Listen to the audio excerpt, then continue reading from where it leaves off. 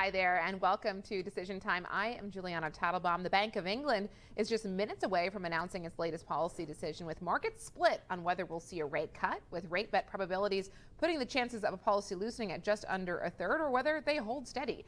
This in the final rate decision before Chancellor Rachel Reeves' budget on November 26, where traders will finally get confirmation of the size of the fiscal hole she needs to fill. Well, huge speculation, of course, in the lead up to that budget. I don't need to tell you that. In terms of markets right now, you can see sterling is trading firmly versus the greenback this morning. We're up about 1/3% to 130.86. In terms of gilt markets, here's where we stand currently. You've got the 10-year gilt yield ticking slightly higher. The standout relative to the rest of the curve, we're right around the 4.465% mark, so we'll keep that in mind as we get the decision in just a few moments and see the reaction afterwards. At the front end of the curve, we are seeing yields slightly lower, and at the long end as well, the 30-year currently trading around 5.244%. In terms of equity markets, here's where the FTSE 100 stands right now. It's obviously been a volatile week for global equities, with a major sell-off in the U.S. sparking concern that maybe we are at the beginning of a popping of the AI bubble that many say exists. And now we are seeing some stabilization in markets across the globe. Here in the UK, FTSE 100 is down about 1/3% at the moment. We are seeing some strong trade this morning in the UK banks. Well, with that, let me bring in Victoria Clark, UK Chief Economist at Santander CIB. Victoria, great to have you with us on what has turned into a potentially really interesting meeting here, what many are calling a live meeting. Absolutely. What do you think we're going to hear today? You think we're going to actually get a cut from the Bank of England, or are they likely to hold steady in your view? My view is that they'll hold steady, but I'm with everybody on just how live this meeting is, and it's completely in the hands of the governor, I think, because, you know, the speeches from the doves have stayed super dovish. You've got one of the deputy governors, Breeden, sounding pretty convinced on disinflation. So that leaves Bailey absolutely in the middle. So I think it will be a hold, but it's certainly a nervous hold, very, very live. And, you know, the key thing is, will they set us up for expecting a December cut, or are they still really worried about what's still nearly double-digit inflation? When it comes to signaling about the future, at the moment, the guidance is the Bank of England is going to have a gradual and careful approach to policy in the future. Do you think that language is going to still hold? I think they have to keep that there for the moment. There's a lot of uncertainty. The Hawks are still arguing inflation expectations are a record high. So I think it would be dangerous for them to come out and start to signal a shift in that and to directly signal December. So I think they've got to be subtle if they want to put that properly onto the table. And one of the most interesting parts of today's decision is that we're going to get some more insight than we usually do into what went into the decision making of the voters. So I think it's not just the decision itself today and the vote split, but also some color around how policymakers are thinking about policy here and policy moving forward. So on that note, we're expecting the decision to hit now, and the decision has indeed just come through. So let me bring you the decision. It's a hold, 4%. The Monetary Policy Committee voted by a majority of 5-4 to maintain the bank rate.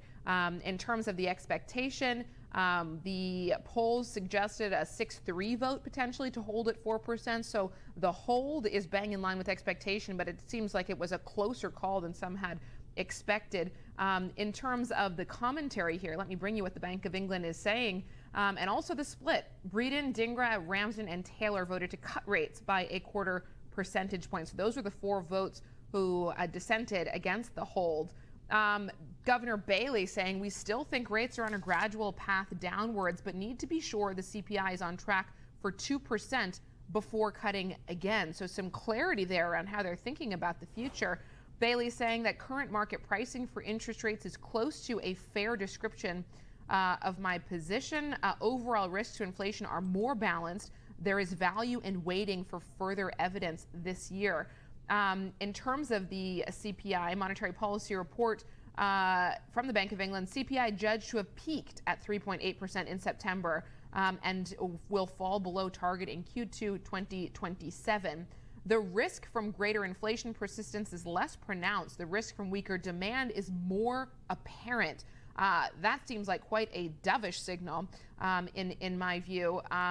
In terms of economic activity, the MPC saying UK economic activity is below potential. Job vacancies have fallen and employment growth has stalled. More evidence needed to be sure, though, that the CPI is on track to return to 2%. The CPI could remain persistently high if administered prices rise again, cost pressures stay strong, or firms raise profit margins. Finally, in terms of the forecast themselves, let me get you to the actual numbers here. The BOE forecast shows CPI in 1 year's time at 2.5%. That's lower than the 2.7% forecast previously. In 3 years' time, we're looking at 2.1% versus 2% previously, so slightly higher. And then in 2 years' time, strange order that they're coming out here, but in 2 years' time, we're looking at 2% forecast versus 2% previously forecast, so no change there. And in terms of the growth expectations, we are looking at GDP growth in 2025 of 1.5%. The August forecast was for 1.25%, so they've raised their growth expectations for this year, but they have cut them slightly for next year. We're looking at 2026 growth of 1.2%, down slightly from 1.25% seen in August. 2027, 1.6% growth seen versus 1.5% in August. And then for 2028, they're forecasting 1.8% growth. So some tweaks, I would say, to the growth forecast here. And maybe two last lines I will bring you, and then we'll get back to Victoria. The BOE continues to say restrictiveness of monetary policy has fallen as the bank rate has been reduced. If progress on disinflation continues, the bank rate is likely to continue on a gradual downward path. So slightly different language, Victoria, around the guidance, I would say, from here. A 5-4 split, that's bang in line with what you said we were likely to see. What's your initial reaction? I think this is the Doves winning the argument, that Bailey has made it clear that he wants a bit more data, and that was certainly my judgment, that there's a lot of value in waiting for December. You've got 2 more CPI prints coming, 2 more labour market prints, and of course this massive budget. So this, to me, especially given the comment that he makes there about market pricing, which is priced, coming into this meeting 70% for a December move, this is as much as him signalling, look, if things keep going this way, we're on for December. But it doesn't mean that we're going hell for leather with cut after cut, because you've still got that element of caution. But it's interesting that they pick up on the weakness of demand coming through too. Yeah. So certainly the Doves gaining the upper hand. And that seems to be the market take as well. You can see on your screens there, UK yields lower now across the board. We had been looking at a slightly more mixed picture earlier. So now yields universally lower. The 10-year currently 4.44%. We were at 4.467% before the decision. Sterling now up just 11 basis points, 10 basis points or so versus the dollar. Not a huge amount of action there.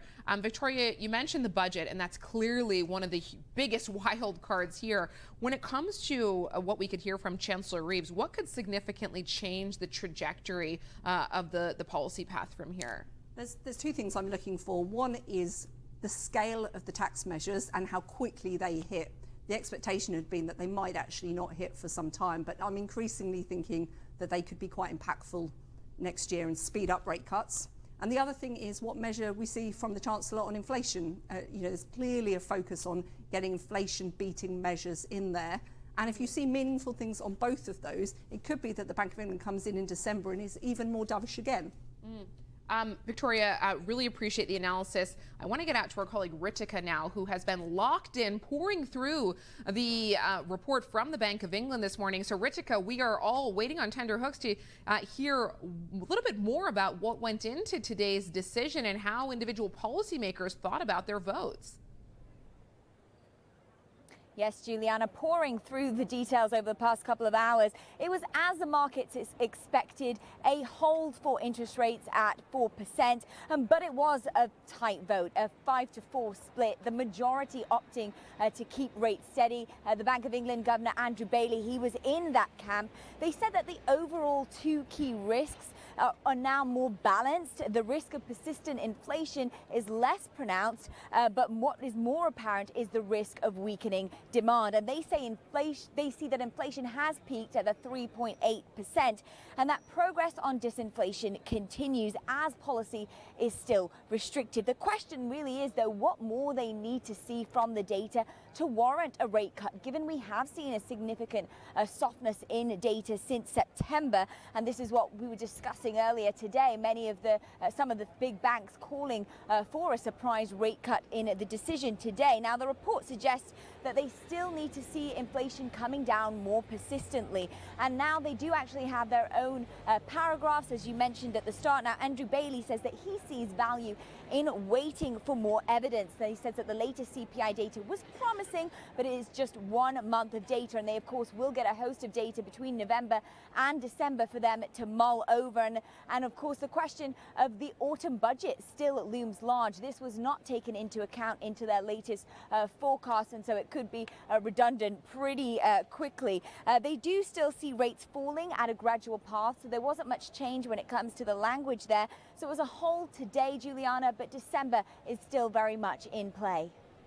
Really interesting stuff, Ritika, and I think very interesting to see the language change around guidance, that going from gradual and careful to, if progress on disinflation continues, the bank rate is likely to continue on a gradual downward path. So clearly a dovish signal there. Ritika, thank you for breaking down the detail and what you learned for us. Victoria, this morning we're seeing an uptrade in UK real estate names, which is, as you would expect, if it looks like we're going to be headed for a lower rate environment. Connect the dots for us in terms of what this means for markets now, what we just learned from the Bank of England. Yeah, I think that what had been a very difficult UK economic backdrop, one with stubborn inflation, sticky interest rates, and, the inability of the Bank of England to come out and support growth, has shifted. Last month's inflation print was absolutely critical there. And so it appears that the UK isn't now on its own in having the worst of all of these problems. And I think that's meaningful when you put that together with the budget and the scope for the budget to really shift some of those inflation measures in a more positive direction as well, lower. Then I think, any element of kind of business, industry, the economic environment that's tied and very heavily influenced by interest rates and consumption as well, household spending, will feel the benefit of this. So it's interesting. We've really moved into a new backdrop without this concern that we've got sticky forever UK inflation. Do you believe the inflation forecast that they've put out? I mean, we're looking at 2% inflation in 2 years' time. We're at 3.8% right now. I thought that they published 2% in 2 years' time, and my own numbers are a little bit higher than that. Yeah. But, I can see why you get to that mechanical number, because you've got quite a high number the year before that. So there's a couple of oddities there. I suspect that the budget will possibly really kind of push it in that direction. But of course, the budget isn't in these numbers. Yes. So potentially, if you get the budget taking 30, 40 basis points off inflation, the bank could be forecasting inflation, certainly 1 year, 2 years out, are way below target. I mean, that would be really quite interesting. It is amazing to think how much could change depending on what we hear from the Chancellor. And just finally tying it to what we're hearing from the current government. They say they're focused on growth, and they're sort of justifying all the measures they've taken as being in favor of growth, that it is really all about getting the engine going again here in the UK. How optimistic are you that what we're going to hear in November is actually going to change the growth trajectory in the UK economy? I think it's going to be tough for a good few months and quarters, because you're talking about front-loaded tax increases, and whether that's on households or businesses, that is not going to be good for growth. However, if we really do slay the inflation dragon, the bank will slowly and maybe a bit more rapidly be able to take interest rates down, and that should offset that. But of course, that boost won't come straight away. So that's what I mean about a bit of pain, certainly for the next few quarters, and then hopefully we can move on to a better trajectory. But it really could change things long term. But I guess it's just a trade-off around timing here for the Chancellor.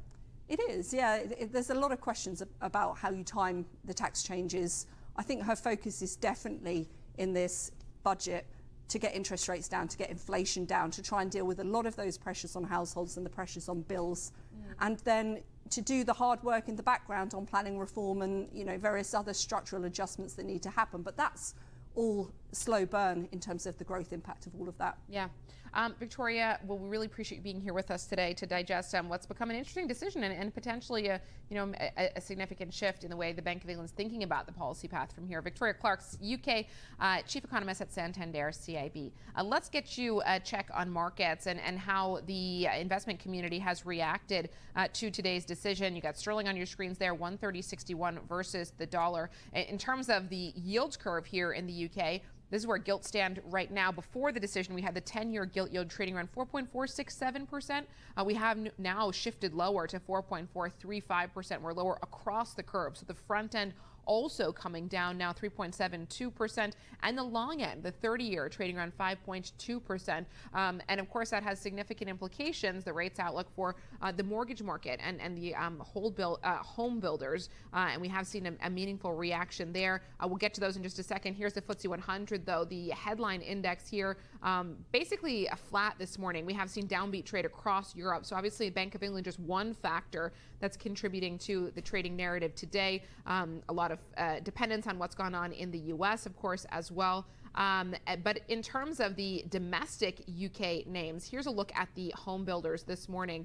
We are seeing gains here. Land Securities up almost 2%. Persimmon up about 1.1%. We're also seeing a bid for Barclay Group. And of course, these names would benefit if we are looking at a lower rate environment moving forward. But as Victoria just said to us and reminded us, so much is going to depend on what we hear November 26th in the budget, and not just for the what's going to happen in terms of taxes, but obviously major implications potentially for the rate path as well. Finally, in terms of UK banks, the trade we've seen in the banks this morning also very tied to budget expectations. A story running this morning in the FT that Chancellor Reeves may not eventually target the banks come that November budget when it comes to tax increases, and that's been a key driver of the gains in the UK banks this morning. They're holding on to the early bounce. Barclays, NatWest, Standard and Lloyds all trading higher this morning. But that is it. The Bank of England keeping rates steady, but taking a dovish tone in the statement, adjusting their guidance. I would certainly encourage you to check out Andrew Bailey's press conference, which is coming up. You can check that out on our live YouTube page, CNBC International. But that is it for Decision Time. We'll hand you back now to our colleagues stateside.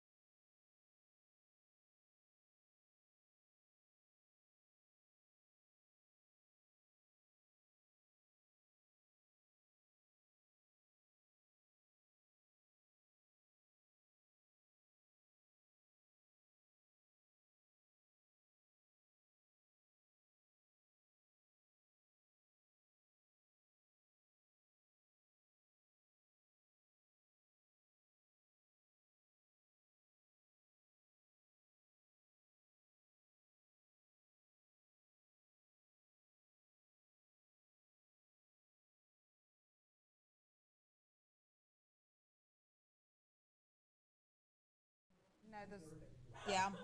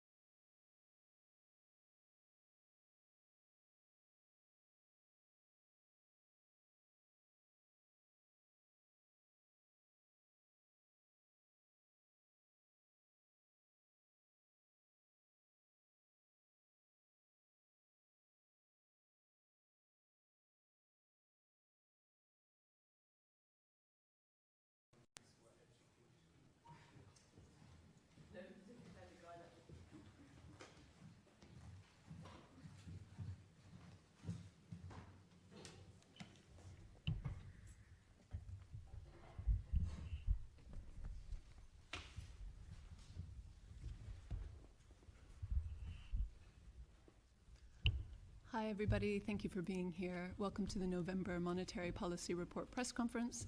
With us today are Claire Lombardelli, Deputy Governor for Monetary Policy, Dave Ramsden, Deputy Governor for Markets and Banking, and the Governor, Andrew Bailey. Andrew will begin with opening remarks, and then we'll turn to questions. Andrew. Well, thank you, Katie. Today we're presenting a new and improved package of communication reflecting the progress that we've made in response to the Bernanke review. In our minutes, the monetary policy summary is shorter and more focused, while individual paragraphs set out the views of individual members of the Monetary Policy Committee. In the Monetary Policy Report, a monetary policy overview sets out the main economic narrative underpinning our decision, and then we have a range of boxes which present the key pieces of analysis that have informed that decision.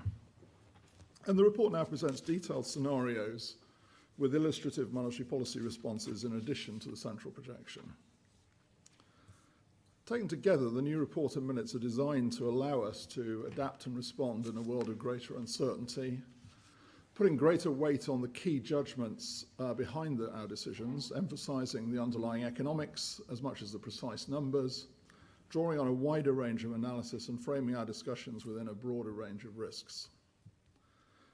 So this is a milestone in the response to the Bernanke review, and one that is testament to the hard work and dedication of the excellent staff that do all the hard work.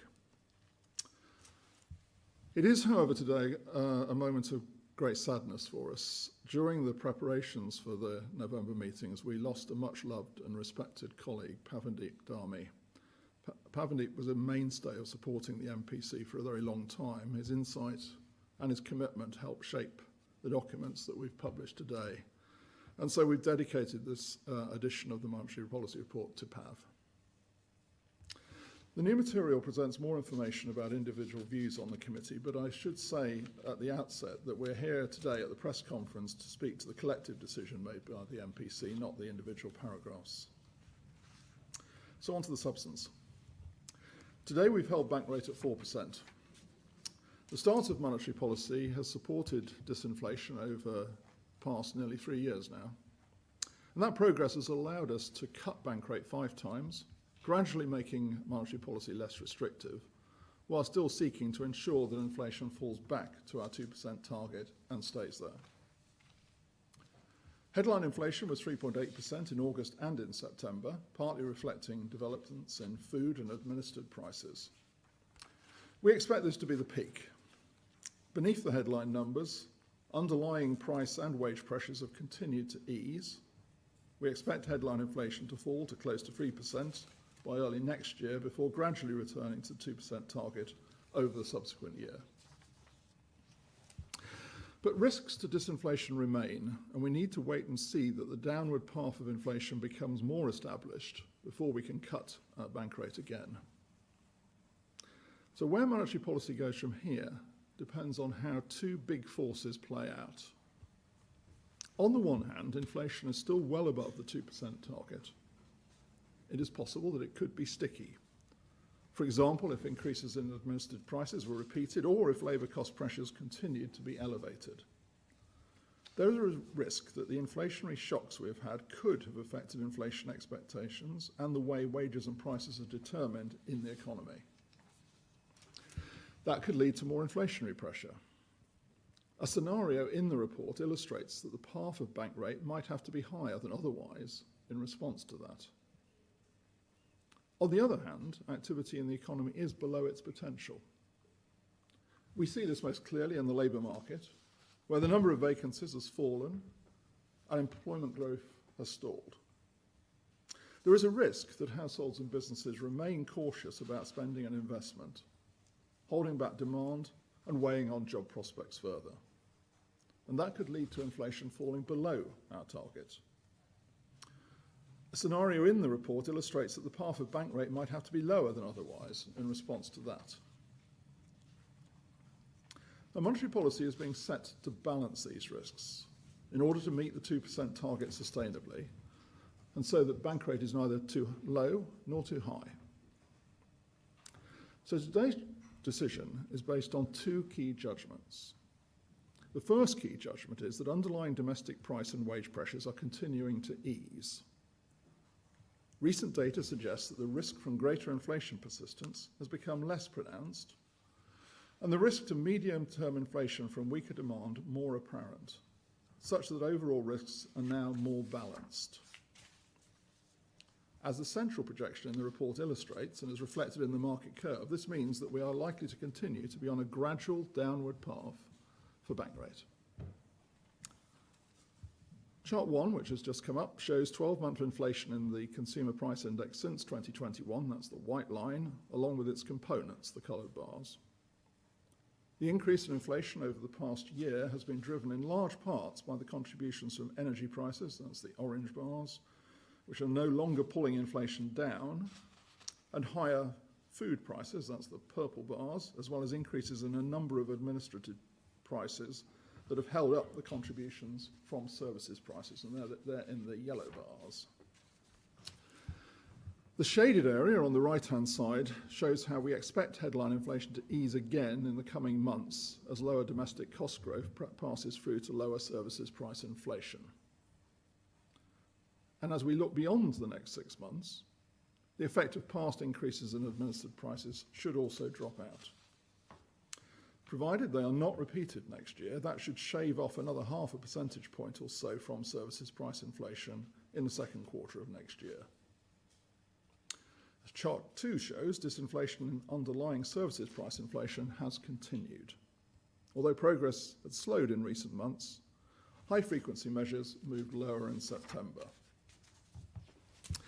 We expect the pass-through of non-wage labour costs, including from the increase in national insurance contributions, to continue to limit declines in services price inflation in the next few months.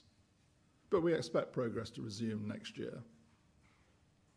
And the decline in services price inflation is supported by a gradual normalisation of wage growth. As chart 3 shows, annual private sector pay growth slowed to 4.4% in the 3 months to August, that's the blue line, down from 4.9% in the 3 months to May, and below the projection in the August report. This recent slowdown is consistent with the signals from a range of other pay indicators. And we expect wage growth to ease further into next year. That's the blue diamonds on the right-hand side.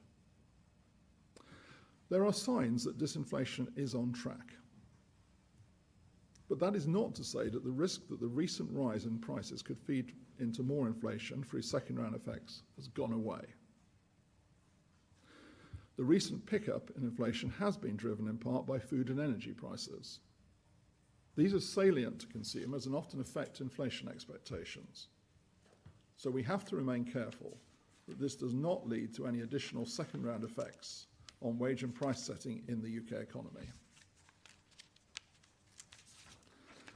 But while it is only one data point, it is encouraging that the peak in inflation in September was about 0.2 percentage points lower than we had expected in our August projections. Looking ahead, over the whole of our forecast period, as seen in chart 4 here, that's our November projection, which is conditional on the market implied path for bank rate.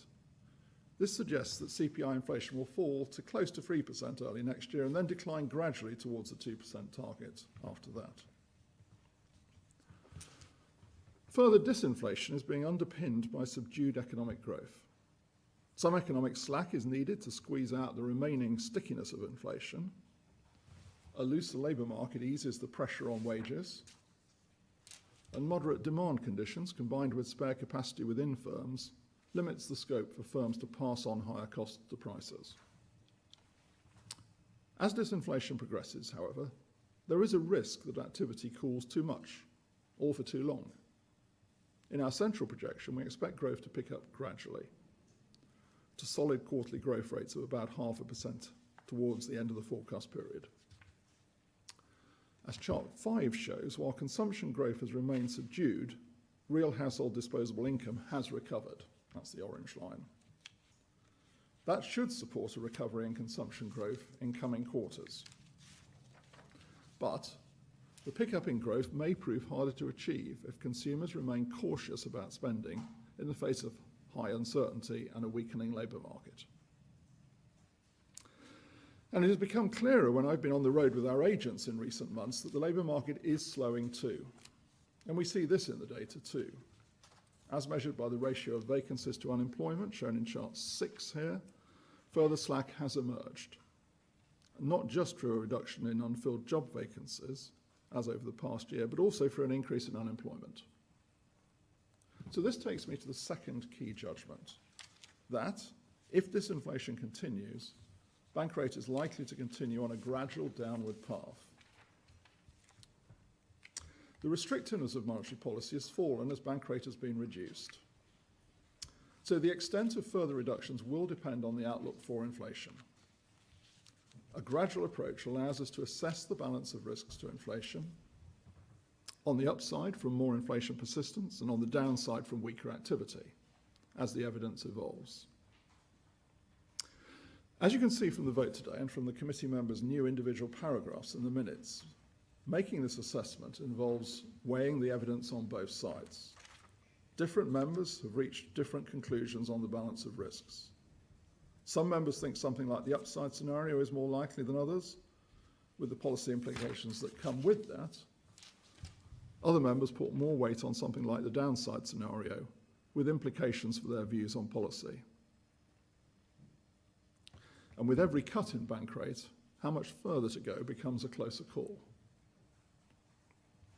At this meeting, rather than cutting bank rate now, there was also an argument to wait and see that the downward path in inflation becomes more established. The latest data point on inflation was encouraging, but it was only one data point. Leading up to our December meeting, we will get more data on inflation and cost pressures in the economy to help us make the right decision, and we will be able to analyse how this year's budget might affect the economy and the outlook for inflation. As always, the MPC remains squarely focused on our remit to return inflation to our 2% target. Before I finish, I want to add a few words on quantitative tightening, as this is the first press conference since our decision in September to reduce the stock of government bond purchases held for monetary policy purposes by £70 billion over the year, from October this year to September next year. On the 11th of November, that's next week, the bank will publish its next quarterly assessment of transactions in the Asset Purchase Fund, where the bond purchases are held, along with a summary and projection of cash flows associated with quantitative easing and tightening under the indemnity to the bank. The upcoming APF quarterly report will include a new measure which will take into account wider implications for government debt issuance and servicing costs, including continuing savings resulting from quantitative easing. This will show a somewhat different picture on the costs. Looking ahead, the bank's policy is to meet the demand of the financial system for liquidity.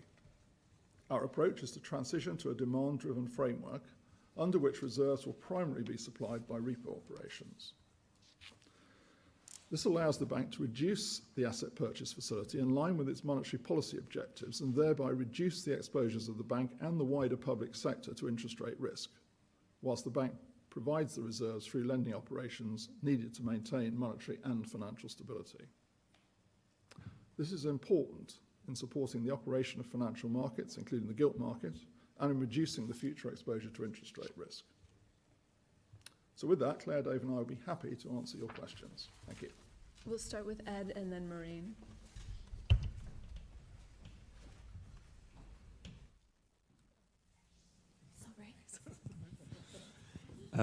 Hello, Ed Conway from Sky News. As you mentioned, Governor, there's a budget coming up later this month, and everyone knows, and the Chancellor's kind of signalled that there is going to be some fiscal contraction. Obviously, we don't know what happens until the budget itself, but I just wonder, could you give us a sense of the extent to which that played a part? Just that the sense of this impending budget played any part in your decision, or indeed the decision of the committee? Well, thanks, Ed. We only know one thing with certainty. That is that there will be a budget on the 26th of November. Well, actually, I'll tell you a second thing with certainty. That will be before the next meeting of the MPC. So we will have opportunity to consider the budget in the next round.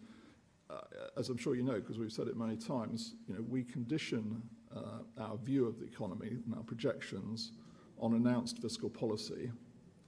So the projections that you've seen here and that are in the report are conditioned on the fiscal policy that was announced in March.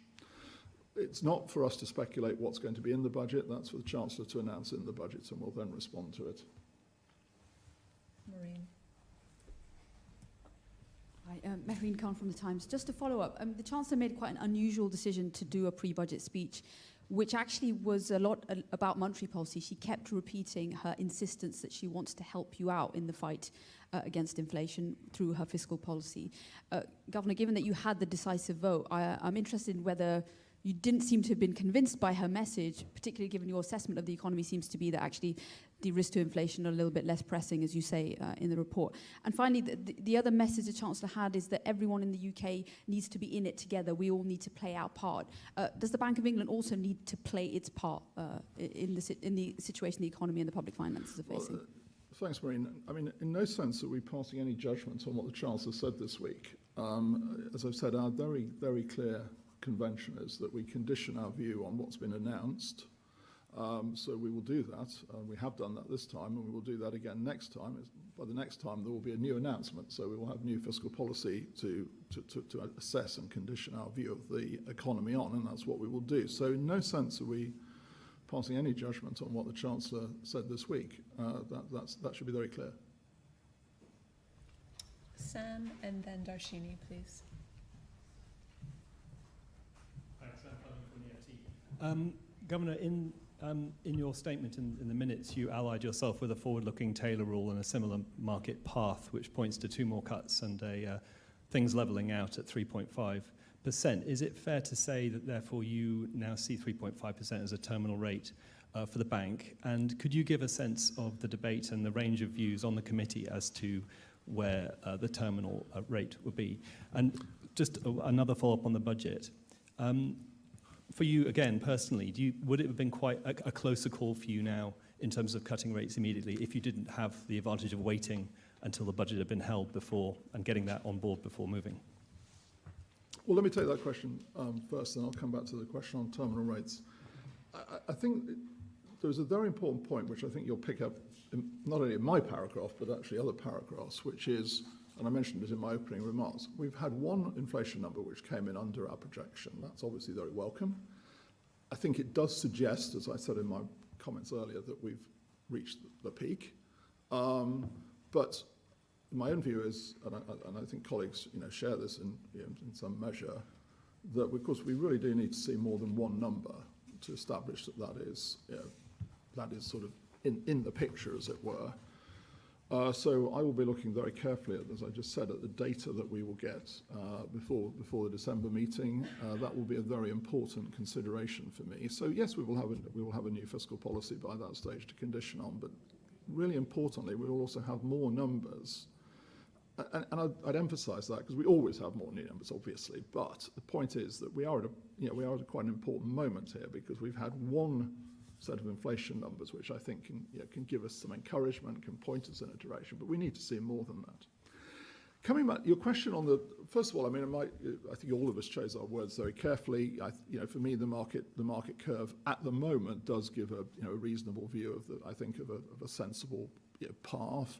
By the way, that's not always the case. I mean, sometimes we've sat in this room and not been quite at that place, so we can't guarantee you that will always be our view.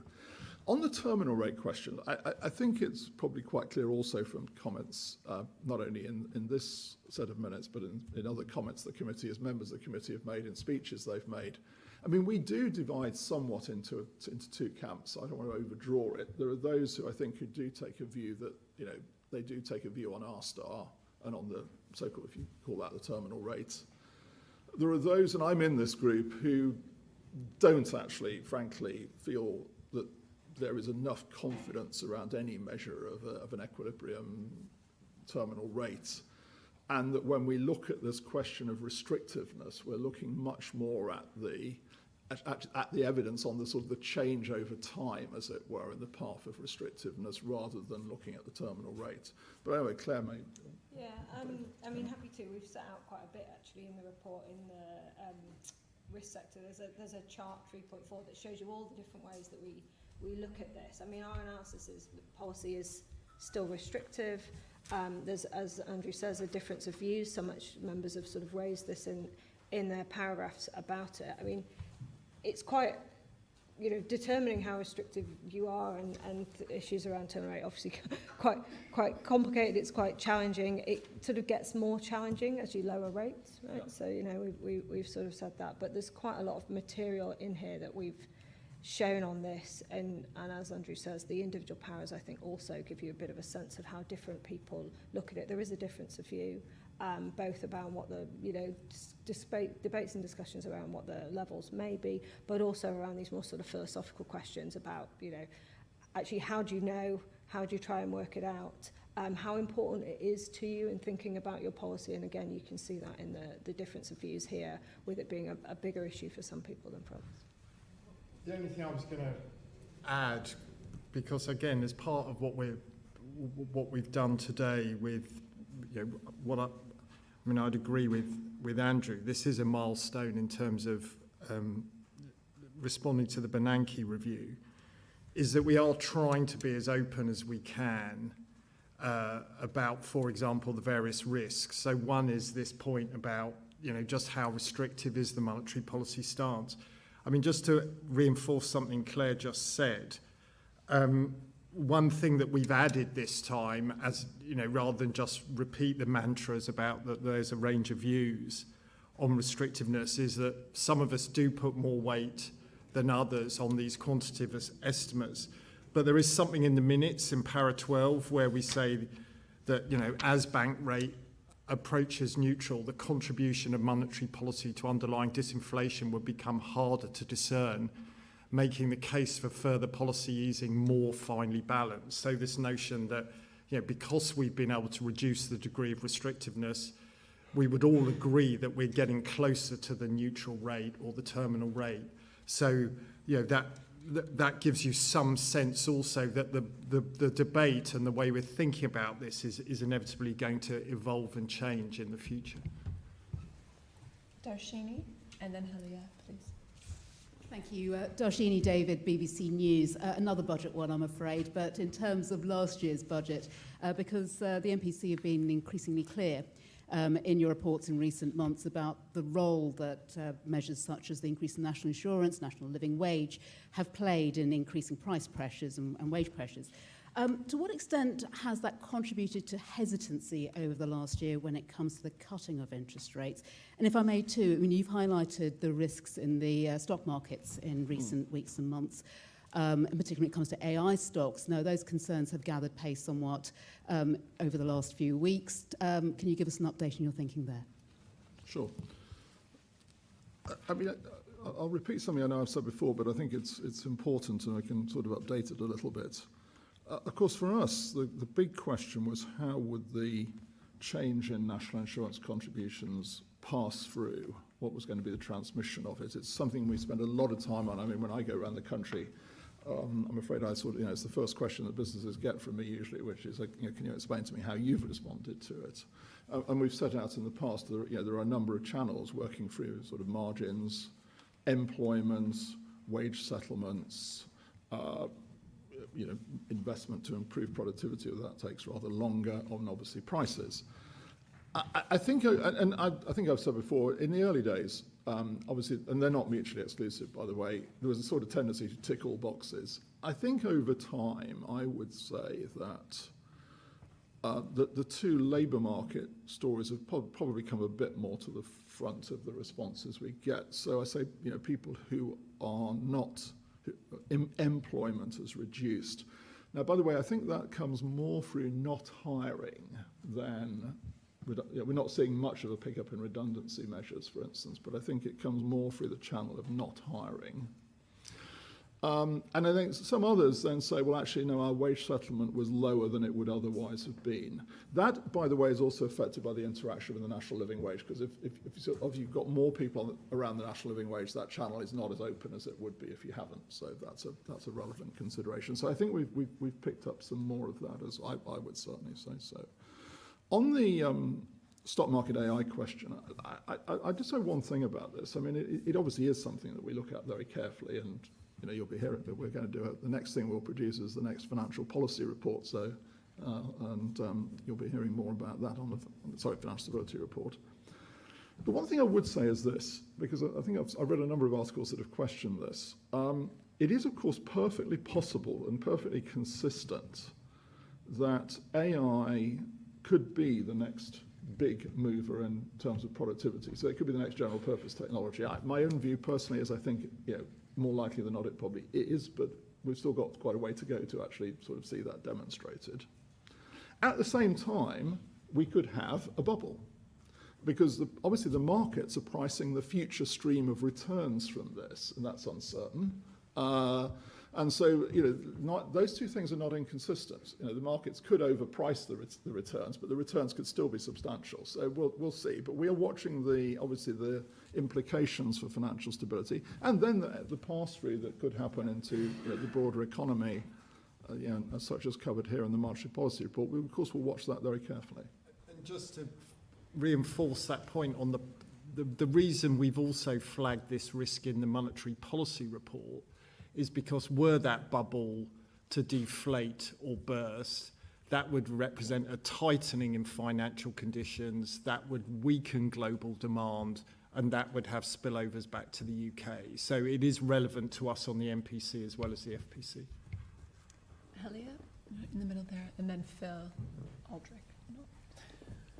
Helia Brahimi, Channel 4 News. You haven't cut interest rates today, and clearly, Governor, you are the deciding factor. How do you explain wait and see to families at home who are struggling with mortgages and loans if you say inflation has passed its peak? Well, I want to see more evidence that it's passed its peak. I hope it and believe it has, but frankly, as I said before, in response to the earlier question, we've only seen one number so far. So I want to see more evidence. That's why, I've made very clear, you can see it in quite a bit of the commentary, including my own paragraph, that this is an important factor. Now, I think, I think the best way I can put it is, I think these two big risks that I was talking about earlier have, in my view, become more balanced since we were last sitting here in August. I think that's the way to put it. But the best thing we can do for families, as you say, is get inflation back to the 2% target. That's not only the best thing we can do, it's the thing we must do. And therefore, I'm encouraged that we've seen this one number, but I do want to see more of it. And inflation is at 3.8%. Yeah. So, that's a long way above the target. We're forecasting it will come back to 2%, and that's conditioned on the market curve. But 3.8 is quite a long way above 2. We'll go to Phil here and then Joel at the back.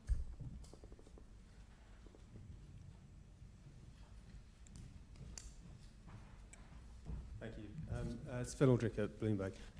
There were two scenarios in the report today. I just wondered why one of those scenarios wasn't a fiscal scenario, given that the most immediate issue on the horizon is the budget, which it seems very clear that there's going to be consolidation at that point, and what that might mean for your reaction function. And just on, you mentioned regulated prices. The Chancellor is looking at, or supposedly looking at regulated prices. If she took action on that, would you welcome it? I'll get Claire to come in on the scenario. Just on your points about regulated prices, can I go back to something? It's a totally fair question, Phil. Can I go back to something I said in my opening remarks? I mean, the important thing, of course, is what we see in terms of regulated price increases next year. Because obviously, sorry to state the blindingly obvious, but inflation is an annual calculation. So, we have these things called base effects where the effects drop out. The question, of course, is what comes next, and that will be very important. And I think that is a point that has been, taken by the government. I think you can see this from some of the things they've said. And I think if you go back to the point I think Darshini was making about what the Chancellor has said, I do think that it is a point the government has taken about the impact that these things can have on inflation and therefore on policy setting, and that's important. I'll hand over to Claire on the scenarios. Yeah, and actually just on that, you can see the impact at the moment, the 3.8 number we're talking about. We think about 0.4 of that is these sorts of administered prices at the moment. I mean, on the scenarios, we've chosen these quite clearly based on the fact that they are the biggest issues in thinking about inflation and setting monetary policy to get it back to the 2% target. So, there is this question about how do we think about this balance across the economy of the risk that inflation proves to be more persistent for various reasons, whether that's structural change because it's been higher for a longer period, could be all sorts of issues. So that's one scenario that we have to think about and take very seriously and explore. On the other side, there is this sort of weaker demand scenario, which could come, potentially through the labour market or could come through what we're seeing in consumption, where again we've seen consumption being weaker than we've expected for quite a period of time. So we've selected the scenarios based on the fact that they are the most relevant things for the policy committee in thinking about inflation. And as you can see from the way in which different members have set that out, that framework is one that everyone's sort of consistently using and puts different balances on those two sort of forces, as Andrew described them, in terms of what's driving inflation.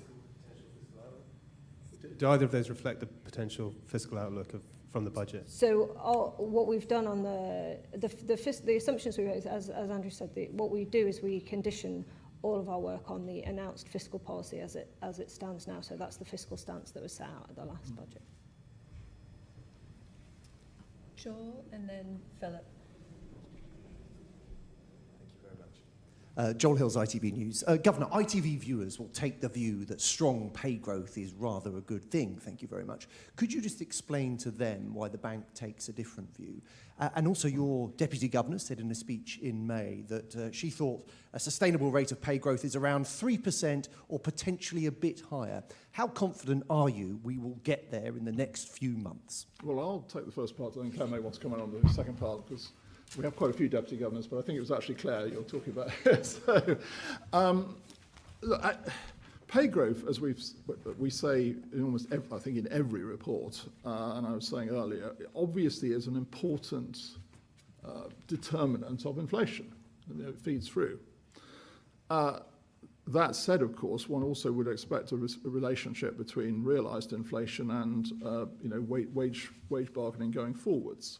And that's why we put a lot of emphasis, as I mentioned earlier, on the question of inflation expectations and how those pass through. Now, obviously inflation has come down substantially from where it was 3 years ago, and we've seen wage settlements adjust down over time. But the emphasis that we've put over in almost in every report since then on the question of persistence is all about the question of to what extent there will be continuing effects, this potential effect working through things like in expectations. So we will continue to look at it very carefully. What I would say is that we have been through a period where pay settlements were well above the level that all of our models were suggesting they would be. I think that may well be related to some evidence that we've had over that period of time, a negative shock in terms of labour supply. There's a lot of questions about how we measure it at the moment and the uncertainty around the data. What I would say is the evidence, pay settlements are coming down. We seem to be likely to hit towards the end of this year around about the level that our agents in the survey they did at the beginning of this year sort of thought they would be. So they do seem to be tracking downwards, but that and where they go, henceforth will obviously continue as always to be an important part of our considerations. Yeah, let me pick up, because that isn't quite what I said. What I did was I set out a set of basically ready reckoners on what sort of level of wages would be consistent with the inflation target, depending on what you assume about productivity and what you assume about import prices.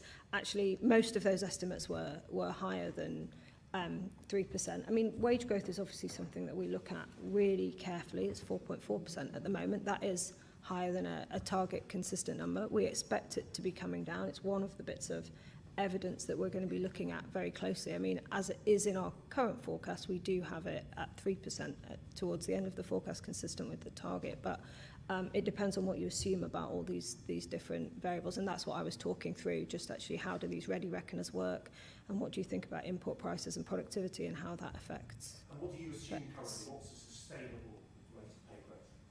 Well, as I say, in the forecast that we have at the moment, towards the end of the forecast, it comes down to 3%, and that is where we also have inflation at 2% at that point. But as I say, that depends on a number of assumptions that are underpinning that forecast, and of course we have some different scenarios that we've also looked at. So it's a good example of why you want to look at a whole range of things. We have quite a lot of discussion of this in the report.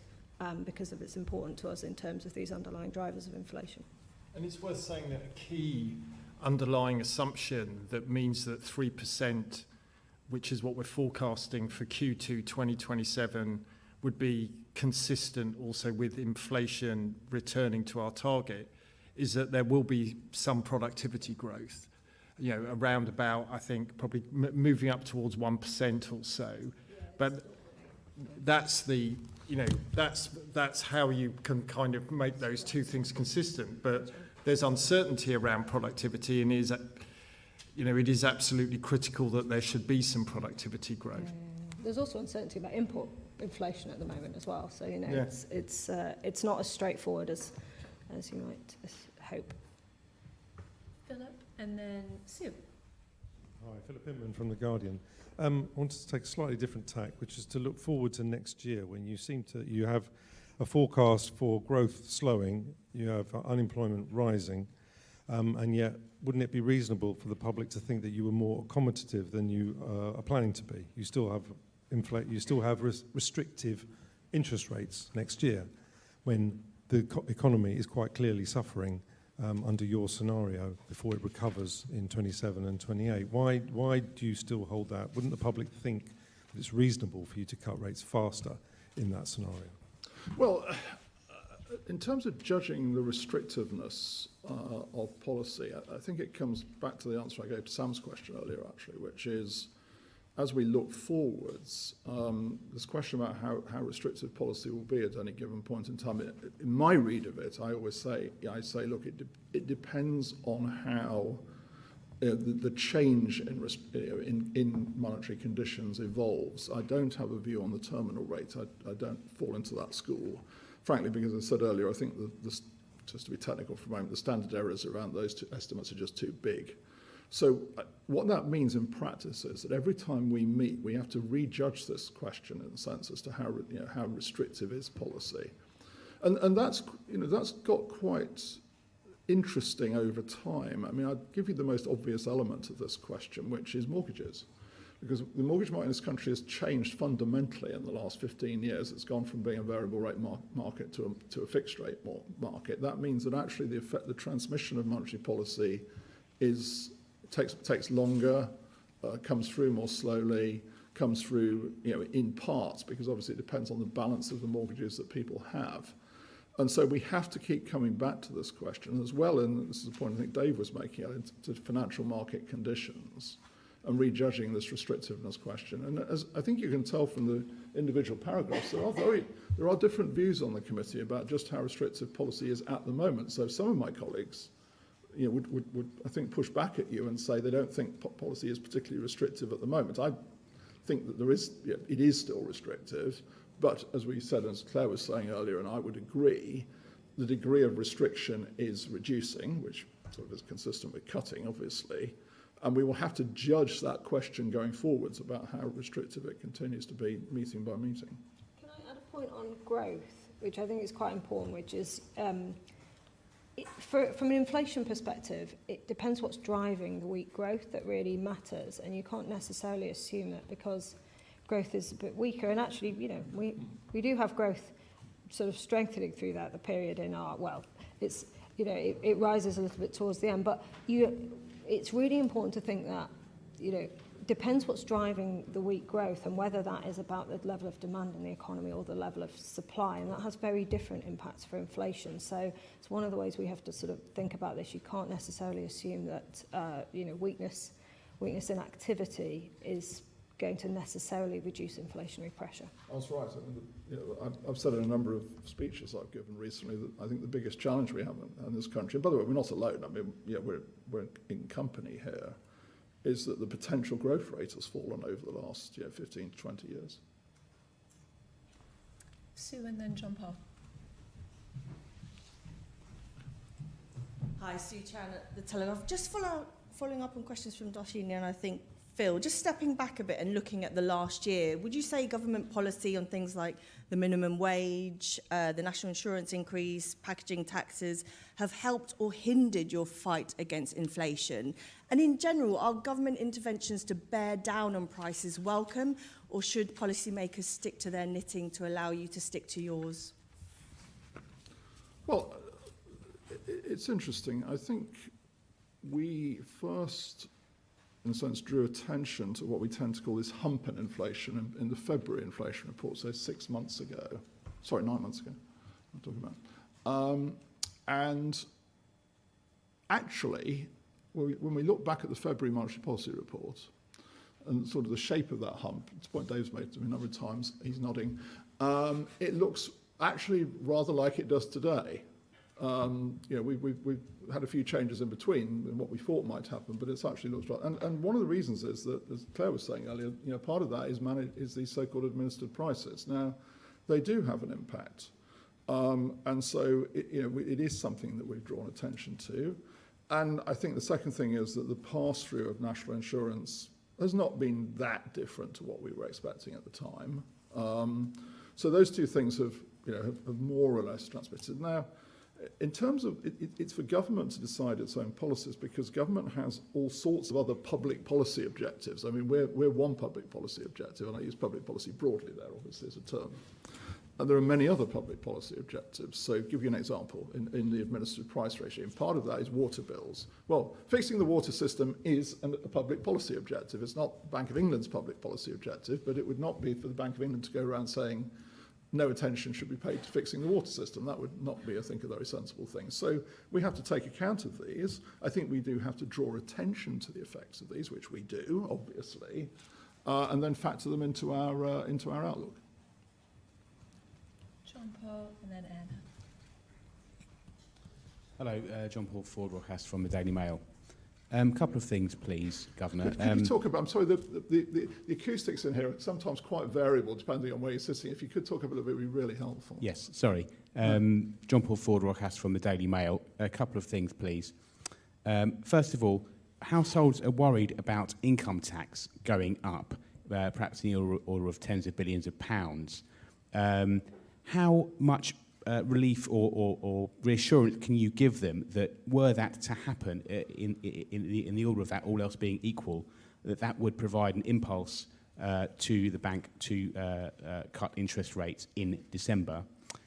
Secondly, with your regulatory hat on, with car finance and the compensation scheme that's currently proposed by the FCA, you're the regulator also for banks.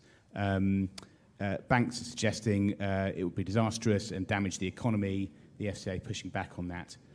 Do you have a view on that issue, please? Well, the income tax question, I'm afraid I'm going to give the same answer. It's really, of course, it's obviously for the government to decide what the budget's going to be. The Chancellor will announce it, and we will take it into account. The economic modelling for the budget, of course, is done by the OBR, not by us, and that's important. So we will assess what is announced by the Chancellor in our next round, and that's the right way to do it. So we're not giving a message on fiscal policy today because we'll wait and see what fiscal policy is. On car finance, look, when we do the next event in here, it will be, as I said earlier, the financial stability report. We will also be publishing the bank stress test. I think I'm right in saying that. Yeah, we will. And so we obviously have taken all that into consideration for that. So you can look forward to that. I think it's next month, early next month. Don't hold your breath though for all the month long. I wouldn't advise that. Literally, that is. Anna and then Ryan. Hi, Anna Wise from Press Association. You say you're concerned about the high level of household saving. Can you explain what's driving this? Is it a long-term shift in behaviour, and how much are you having to take that into account? Yeah, I'll get Claire to come in. Of course, when we say concerned, I mean, it is what it is. We're very interested to assess. Your question's a very good one, actually, as to why it is, because that's relevant to our outlook.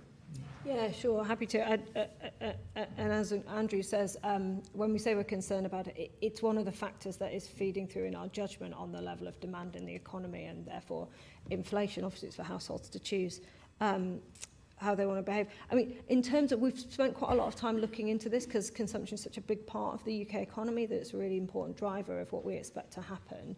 And in fact, we've got quite a detailed box on this in the report. it's unclear. We've done a huge amount of sort of investigating into it. So some things are quite obvious, right? So interest rates are higher.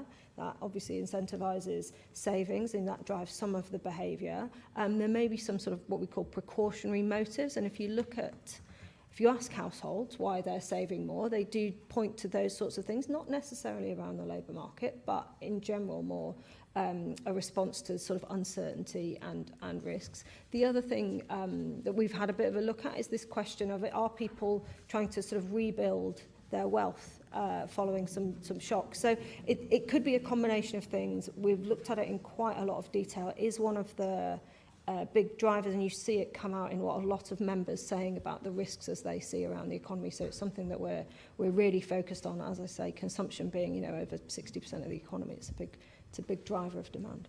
And just to add to that, we've actually tried to quantify in the downside scenario what would happen if savings doesn't fall back, which is what we've got in our central projection.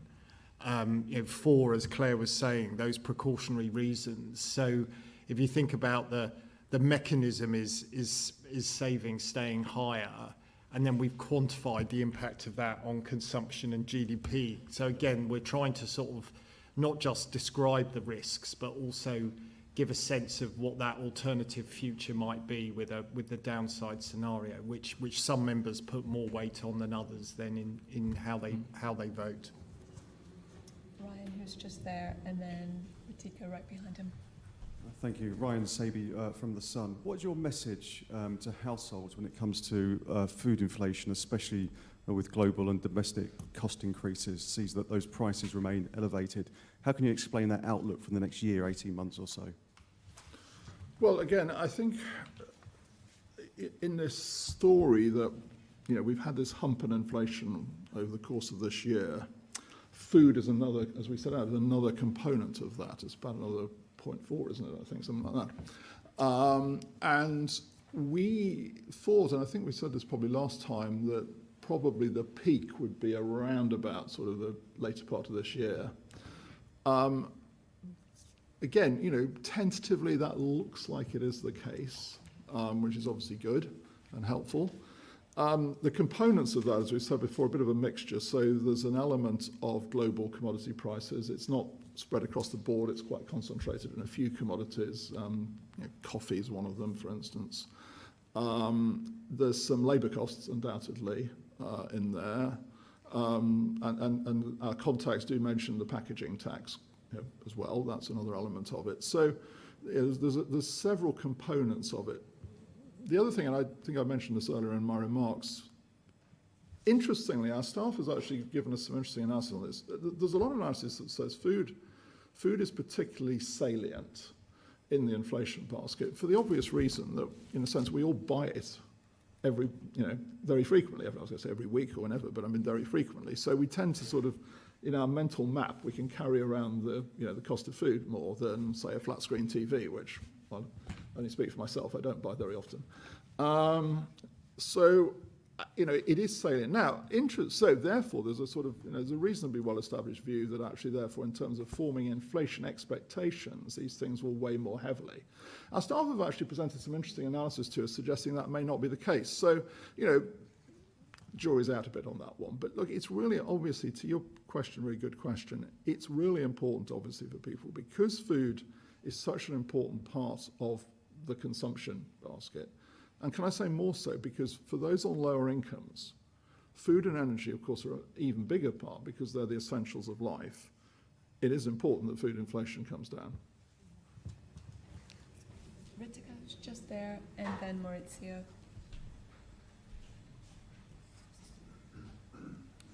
Ritika Gupta, CNBC.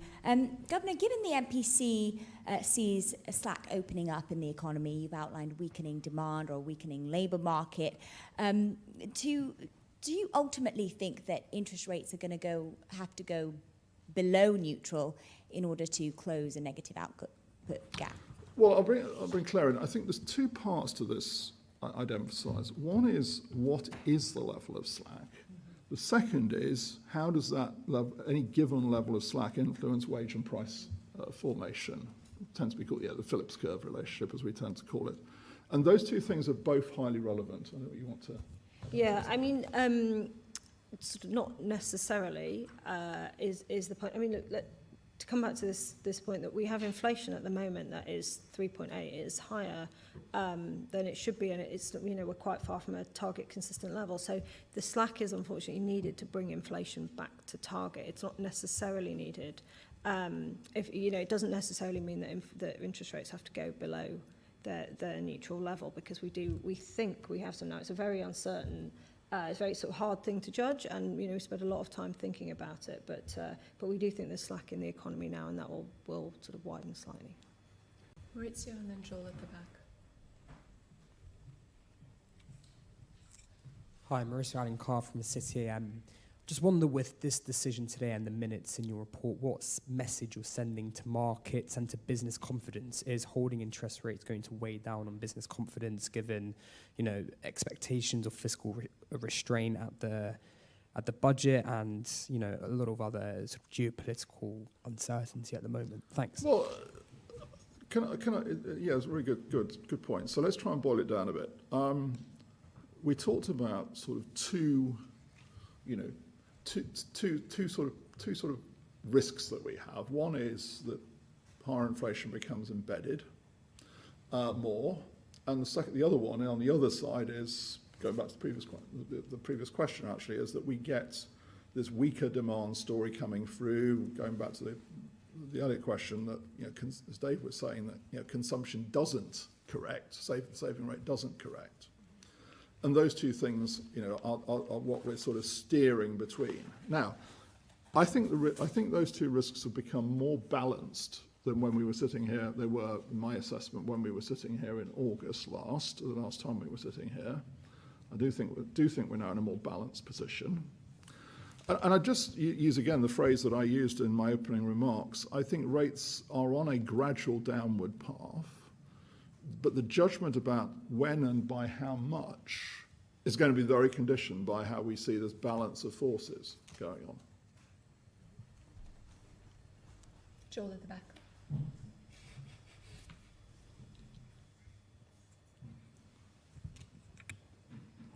Thank you. Joel Suss, Financial Times. I want to just come back to the terminal rates. So in this NPR, you've added simple policy rules as a way to illustrate how bank rates should evolve under the central projection in different scenarios. But of course, the simple policy rules require an estimate of the neutral rate, which you've set as 3%. So I just wonder how we should read that, especially in relation to the market rate of 3.5%, your own stated position of 3.5% seeming right at this point in time. Is 3% the default or average view of the committee? Should the committee be plugging in different estimates of the neutral rate? Thank you. There isn't an average view, because as I said earlier, you know, some members put more weight on estimating a terminal rate than others. Yeah, look, let me pick this up. I mean, really pleased that people have sort of spotted this policy rules material. I think it's a good innovation, and it's something where we're trying to be a bit more transparent about the sorts of information that we look at as a committee. I wouldn't take from it anything about, you know, we're giving any sort of steer or indication about neutral rates. There's a very lively debate across the committee on this. What these rules are really useful for is helping you think through, you know, how you think about policy looking forward. What are the things that drive you? In some cases, you might think some rules are, you know, more appropriate if, for example, you think that the forecast at 12, 18 months is a good indication. You might put a bit more weight on the forward-looking rules. If you think actually some of these equilibrium variables are a bit more uncertain, you might be more interested in your first difference. So the idea really is we're showing you the sorts of things that we look at, because they're part of the debate that we have. We're not trying to either directly or indirectly send any signal about this much broader question of neutral rates, where we also discuss that very directly in the report when we look at, you know, all the different ways you can look at it and what that might be. The only thing I'd add is that, I mean, this is an issue we faced in the way we've, I think, quite rightly taken the report. Obviously, with the central projection, we condition on the market path. Once we introduce scenarios, if we condition the scenarios on the market path, we'd be really suffering an apples and oranges problem. You'd rightly say to us, hang on a minute, I mean, that doesn't really work. So we face, well, what are we going to condition on? And I think using rules in the way we have, not using a rule, as Claire said, but more than one but not too many is the sensible way to do that. Not because we follow them, but because they're sensible sort of conditioning assumptions, and they give you a sense as to how we think about them. Michael and then Delphine. Michael Race, BBC News. Regarding concerns about food costs and consumer spending habits and overall consumer sentiment, rather, how concerned are you that the public is somewhat scarred by the inflation shocks that have gone in recent years, and what impact do you think that's going to have in the coming months, years? Well, it's a very important consideration. It's lain behind a lot of the thinking we've done on this question about persistence of inflation, that would the public feel, well, once it's in the system, it will stay in the system. Actually, I would say the big inflation we had 3 years ago, the numbers came down quite rapidly. That didn't surprise me because, a lot of those shocks were very specific shocks to do with COVID supply chains and to do with Ukraine, for instance, impact on energy prices and food prices again. But it is a very important consideration for us because it comes back to this point about how expectations are formed, what the influence is. And that's very important for us because, of course, it's a very important factor in shaping how we set policy because we have to respond to that. In fact, I would just add on that. Inflation was very high. It was very difficult for people. You would expect that, therefore, to have changed the way people think about their own finances, the economy, and we have to think about that in terms of what will that mean for how behaviour may or may not change. And so, always when you have a shock that's quite far outside, what you're used to, it can change some of those relationships. And so that's one of the things we really have to think about what will happen for inflation in the economy going forward and how best do we sort of understand that. And again, that's why some of the scenarios and some of the things that we've presented here try to get into some of those questions. Reading the agents report, it's quite clear. Sentiment is very flat. Are you generally thinking that this is going to have an impact over a sustained period of time? Well, I would come in on that as well because we are still having to deal with the consequences of all these shocks and that over recent years, and so this scarring can both be in terms of perceptions of inflation, but to your point about activity being flat as the agents have described it, we also talk in the box on consumption that Claire was referring to earlier about the potential scarring effects on consumption from the high inflation, that it may lead to a more precautionary approach. So, these kind of complexities are playing out across different parts of the economy. Go ahead, Delphine, and then last one from Francine. Thanks. We've had lots of talk from policymakers over the last couple of years about a crisis of economic inactivity and joblessness. And it was interesting to see in your analysis that you think participation is actually pretty much bang in line with what you were expecting before the pandemic. Is that because things have improved recently, or was there a massive misdiagnosis? Well, there are levels of uncertainty and levels of uncertainty. I think the uncertainty in this area is very high. I think you can see from what we've published, you've got two different official measures which actually give you very different paths of how this thing has evolved. So I have to be honest with you, I'm starting to speak for myself now, for my own judgments. I am reserving a lot of judgment on this question as to where it actually is at. It's we've said before, it's the hardest thing to measure. It is. It's harder to measure than many other bits of the labour market. So given that uncertainty, given the fact that I say we've got two official measures which do tell different stories about the path, I'm certainly reserving judgment on this question. Not least because the improvement has happened very recently. Yes. So we've kind of got back to that pre-COVID level in the latest data, and it seems to be more apparent amongst female participation than amongst men. So you can tell stories that explain it, but it is a very recent development, hence why Andrew and the rest of us to varying degrees are saying, well, look, this is the participation puzzle may be starting to resolve itself, but we need more evidence. Last one, Francine.